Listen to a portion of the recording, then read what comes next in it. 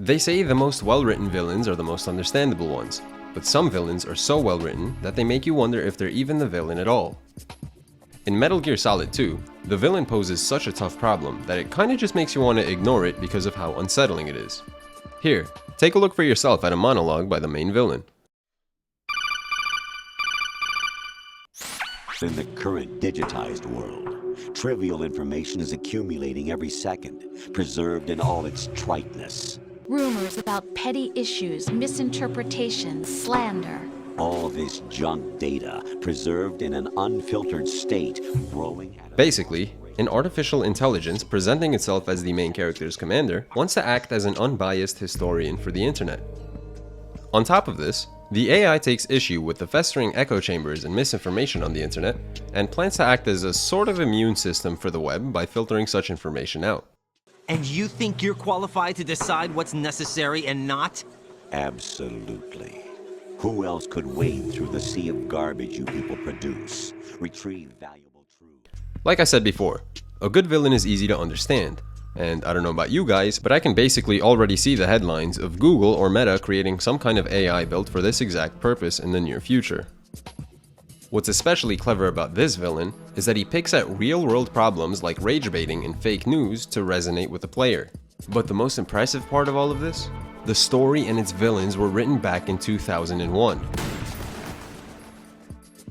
So, why am I telling you all of this? Well, for one, I like to deeply analyze video games, so subscribe if you want to see more of that. But what really drove me to make this video is that this AI scared me, because it's not exactly obvious as to why its plans are wrong. What's worse is that I can clearly foresee people agreeing with or even advocating for such a system to be put into place in real life. The idea haunted me until one day I dropped everything I was doing and I decided to finally sit down and figure out why the AI was indeed wrong. One of the tougher roadblocks I ran into during my musings was that there are some people, mostly the technical types, who I knew wouldn't be impressed by any ethical argument I would give against the AI. So I decided to make this video to explain why I've come to conclude this AI is wrong, not only for ethical reasons, but for technical reasons as well. The first thing we need to notice is that there are two parts to what the AI is saying. The first part is the problem it poses. There's a lot of garbage information festering on the internet, and especially in social media echo chambers. Everyone withdraws into their own small gated community, afraid of a larger forum. The second part is the solution the AI offers, which is to become the immune system and the historian of the internet. When we break the plot down this way, it's a bit more clear to see where the AI is wrong. It's definitely gotten the problem correct, no argument here, but the AI's proposed solution is where I draw the line. Let's start off by picking at the AI's more obvious flaws. The same way the villain complains about humans proposing untested truths, it's proposing an extraordinary claim without giving the extraordinary evidence that it'll work. As it stands, there are some major problems with AI that I'm sure most of you have seen through tools like ChatGPT, the most notable of which being the AI's tendency to hallucinate. Hallucination is an actual word that captures the tendency of AI to fill in the blanks incorrectly of any fragmented information that you give it. AI also has a modernist bias. It may be easy to train AI models on things like websites and online articles, as these websites are just structured text documents. But AI has a difficult time interpreting things like, say, an ancient alchemist's archaic diagrams. So in short, my first point is that AI just isn't good enough to achieve something like the proposed solution. Now, one can argue that AI will get better at interpreting different formats in the future, but in any case, this is far from the main issue I have with the villain. The main issue I have with this AI's plan is that it's a top-down mechanism for making decisions. Let me explain why I think that's a bad thing through an example. Imagine you work at a company, and upper management is deciding to make a move that impacts all of its workers. Kinda like how Disney is currently moving chat systems from Slack to Microsoft Teams. The general consensus of the employees is that Slack is a better tool than Microsoft Teams. But even though the ones who are using Slack the most are the employees, the upper management is the one making the decision based on whatever its priorities are. This is what I mean when I say the AI's plans are top-down. Just as the upper management was making big decisions for the employees who are actually on the front lines, the AI will be making decisions for everyone Except what's worse is that it'll be making all kinds of decisions, not just limited to something like which messaging system people use. The fundamental reason this top-down approach is bad is because it quickly gets out of touch with reality. Let me put it this way. Our world has too many details to be fully digitized, and even if we got close, we'd be fighting an uphill battle for no reason, wasting resources playing catch-up to something that's always changing. A more efficient approach is to basically treat society like one big distributed system where people have agency to decide for themselves what's right and what's not.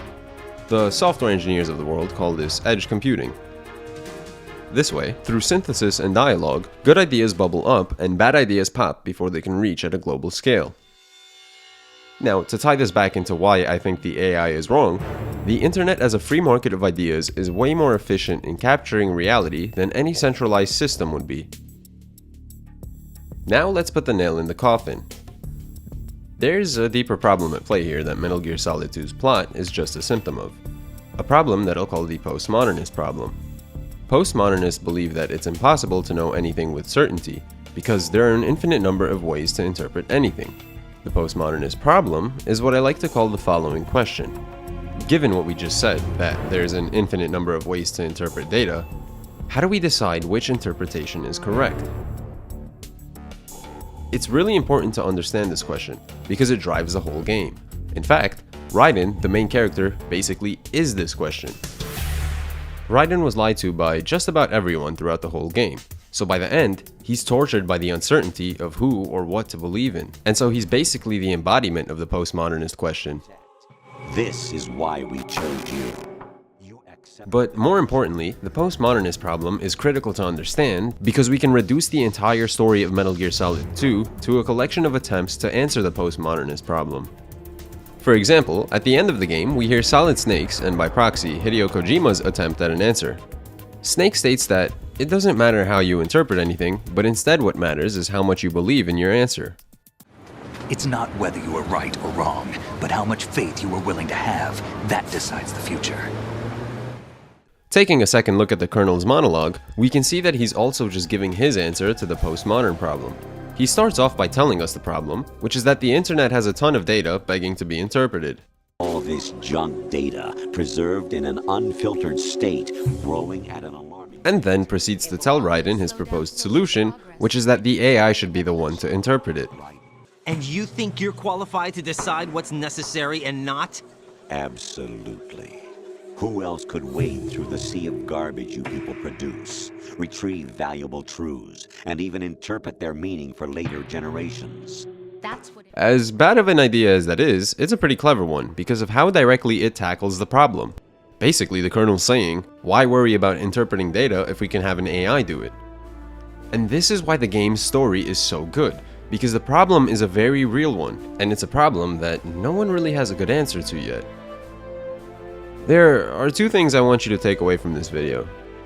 The first is that the speed of reality outpaces all. An AI, or any system for that matter, that decides what's good for us and what's bad for us, will always lag behind what we feel is good or bad for us in our hearts. The second takeaway is that the postmodernist problem is one of humanity's biggest roadblocks at the moment, and that we still haven't found a solid answer to. At the same time, until we find a good answer as a society, listen closely to Solid Snake, and don't let anyone else decide for you what that answer is. Make sure to subscribe for more deep video game analyses, like this one, where I analyze why Link from The Legend of Zelda bears the power of courage.